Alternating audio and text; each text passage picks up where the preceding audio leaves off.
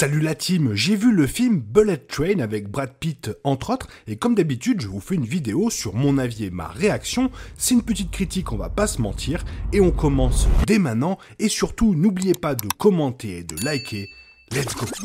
Petit message avant de commencer réellement cette vidéo, on est plus de 3000 sur la chaîne, merci énormément à tous ceux qui se sont abonnés, jamais j'aurais pu penser qu'on atteigne un nombre aussi haut, merci encore et bonne vidéo.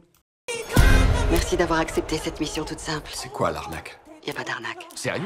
T'as le cerveau en surchauffe. Et toi en sous-chauffe? Ça ne se dit pas. Si, ça se dit. Ah oui? Je crois que ça se dit. Tu as vérifié? Bullet Train est un film d'action amusant, rempli de personnages drôles, d'une chorégraphie de combat électrique et, à l'occasion, d'émotions étonnamment sérieuses.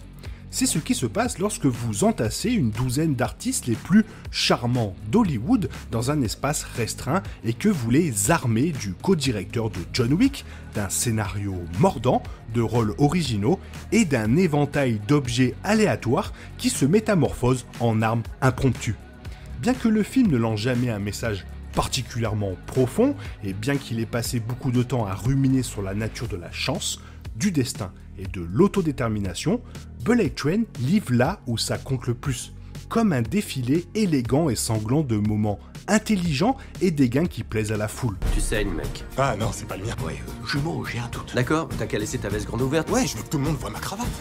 Au centre du film, Ladybug, Brad Pitt, qui retourne au travail en tant que criminel après un long congé sabbatique d'intervention, d'introspection et de gestion de la colère. Remplaçant un collègue qui a été frappé d'un mal d'estomac, Ladybug est accusé d'avoir embarqué dans l'un des trains de transport à grande vitesse du Japon pour voler une mallette. Assez simple, jusqu'à ce que Ladybug découvre qu'il n'est pas le seul actif sous contrat à bord. Alors que le train se dirige vers Kyoto, Ladybug trébuche dans une altercation après l'autre dans le but de s'échapper et ou d'apprendre qui l'a choisi et une cavalcade de voyous de la pègre pour monter à bord du même train. Et dans quel but? Ah, mais c'est super, Coccinelle. Coccinelle? C'est ton nouveau nom de code. Oh, ok, je vois. Les coccinelles sont censées avoir de la chance. Tu n'as pas la poisse. Tu crois? Le film a été réalisé par David Leitch et basé sur le roman de 2010 Maria Beetle de Kotaro Isaka.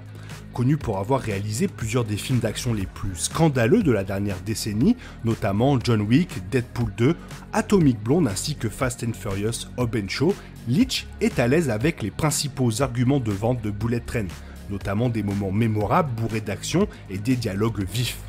À bien des égards, l'expérience privilégie le style à la substance à chaque tournant, mais à son crédit, Bullet Train est si élégant qu'il est facile d'ignorer que tous les mots sortant des personnages de Leitch sont conçus pour sonner cool, plutôt que de soucier de révéler quelque chose de vraiment pénétrant. Y a rien de simple dans cette affaire. Il se passe quelque chose d'autre. Oui, je suis pas le seul dans ce train à vouloir cette mallette. Lemon? Où est la mallette? Je l'ai planquée. Elle était là. C'est un choix plutôt clair, même s'il crée un contraste assez frappant, étant donné le temps que les personnages de Bullet Train passent à parler de la façon dont ils comprennent leur vie et leurs choix. Par exemple, alors que Ladybug rumine à plusieurs reprises ses efforts pour s'améliorer vers la fin du film, il opère toujours à partir d'une compréhension relativement insensée du destin et de la chance, et pourtant cela n'a pas vraiment d'importance pour Leitch parce que le personnage a enduré un barrage ininterrompu de combats exagérés, de plaisanteries entre assassins et de malheurs hilarants. De même, le personnage de Brian Tyree Henry, Lemon, a un passage récurrent où il psychanalyse les gens en fonction du personnage de Thomas et ses amis auxquels il ressemble plus, disant que l'émission pour enfants était remplie de leçons de vie qui ont éclairé sa vision du monde. Leitch ne ralentit jamais pour déballer la sagesse que le public pourrait trouver dans la série animée. Pour cette raison, le bâillon est un autre exemple de configuration intelligente, encadrée comme une réflexion perspicace sans apporter de réponse aux diverses pontifications philosophiques de Bullet Train. Heureusement, les mystères centraux du film et les rebondissements ultérieurs qui se déroulent éclipsent les occasions manquées pour les personnages de divulguer des perspectives significatives. Bullet Train propose également un carrousel sans fin de mécréants inoubliables et de violences choquantes à apprécier, le seul inconvénient étant que la taille même de ce casting de stars se traduit parfois par des apparitions incroyablement brèves. Plusieurs personnages joués par des acteurs préférés des fans sont expédiés aussi rapidement qu'ils sont présentés, chacun sortant dans une ribambelle loufoque de sang et de gloire. Va bouffer des queues, toi. Non, pardon, je vois un psy, j'y travaille. En plus de Pete qui exécute les manigances de Ladybug, Henry Lemon ainsi que son partenaire Tangerine, Aaron Taylor-Johnson, obtiennent le plus de temps d'écran et sont des points forts, à la fois lorsqu'ils sont ensemble et que les deux sont forcés d'aller vers des arcs séparés. En plus de contribuer à plusieurs des séquences de combat les plus éblouissantes de Bullet Train, qui parfois rappellent parfaitement les chorégraphies des films de Jackie Chan, le duo informe également la tentative la plus efficace du film en matière de récompense émotionnelle plutôt que stylistique. Vous allez vouloir entendre toute l'histoire. Qu'est-ce qui nous attend à Kyoto? La mort blanche avec son armée d'assassins. De même, Joey King joue un rôle engageant en tant que Prince, mâcher des paysages et à la fois recontextualiser et jouer contre des rôles de Girl Next Door dans lesquels de nombreux fans se souviendront d'elle, malgré la présence de plusieurs virages plus sombres que King a livrés à travers sa filmographie. Grâce à King, The Prince trace une ligne très fine, produisant un personnage pleinement réalisé et crédible, plutôt qu'un personnage creux à travers lequel Bullet Train pourrait forcer le drame et la tension entre des parties improbables. Bullet Train regorge d'autres apparitions époustouflantes d'acteurs bien connus, dont Bad Bunny jouant The Wolf, Andrew Koji jouant Kimura, Michael Shannon jouant The White Death et Hiroyuki Sanada jouant The Elder, ainsi qu'un certain nombre de caméos parfaitement synchronisés qui ne manqueront pas de faire rire les téléspectateurs. T'as essayé de me planter? Je n'arrêterai jamais de te poursuivre. Quoi? Pourtant, malgré une distribution diversifiée, le film a été critiqué pour avoir blanchi un certain nombre de rôles clés du roman de Kotaro Isaka. Dans le contexte du monde du film, il y a une proportion remarquablement étrange de personnages de fond non asiatiques dans le train de Tokyo à Kyoto. Ce n'est pas un deal breaker pour profiter minute par minute de l'histoire de Leech, mais c'est certainement une occasion manquée de peupler le casting principal de Bullet Train avec des acteurs asiatiques dans un film basé sur un roman japonais qui se déroule toujours au Japon. Accroche-toi! Il faut que je descende de ce train. Pour les cinéphiles intéressés par les formats premium, Bullet Train passe également sur les écrans IMAX.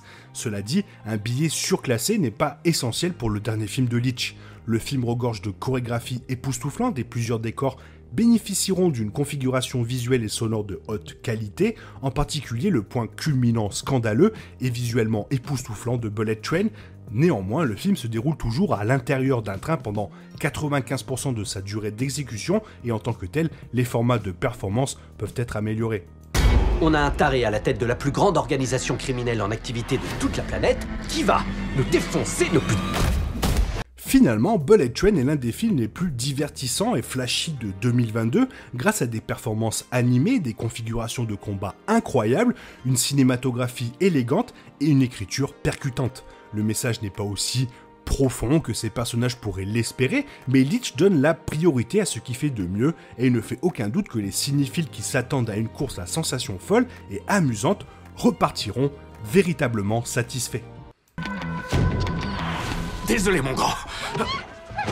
Donne! Très bon film que j'ai adoré voir et qui m'a vraiment bien captivé, et j'ai aussi ressenti ce petit brin de nostalgie avec les scènes de combat qui m'ont fait penser, pas toutes mais quelques-unes, énormément au travail de Jackie Chan dans ses vieux films, et franchement rien que pour ça, ça fait extrêmement plaisir. Toi, si tu as vu le film, fais-moi part de ton avis dans les commentaires car ça m'intéresse toujours de savoir ce que vous pensez de ce que vous regardez. Et j'espère que la vidéo t'a plu, et d'ailleurs si elle t'a plu, n'hésite pas à la commenter, la partager, à la liker et à t'abonner. Merci. Je te souhaite une bonne matinée, après-midi, peut-être une bonne soirée ou un bon week-end. Bisous bisous, hasta la vista. Le destin. C'est quoi ce deal à la con?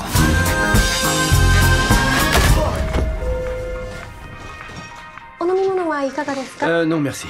Ben, en fait, si vous aviez un truc pétillant... Ah ouais, super. C'est gentil. Domo arigato. T'es sûr que tu veux pas qu'on en discute? J'y tiens pas plus que ça. Ah, ok.